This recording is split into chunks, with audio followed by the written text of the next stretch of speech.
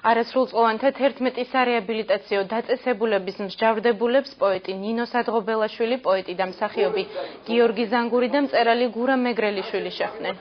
სტუმრებმა არასრულწლოვანებს საკუთარი შემოქმედება წარუდგინეს, ლიტერატურული საღამოს დასასრულს კი განათლების აუცილებლობაზე, წიგნიერებაზე, ლიტერატურასა და კინოხელოვნებაზე ისაუბრეს.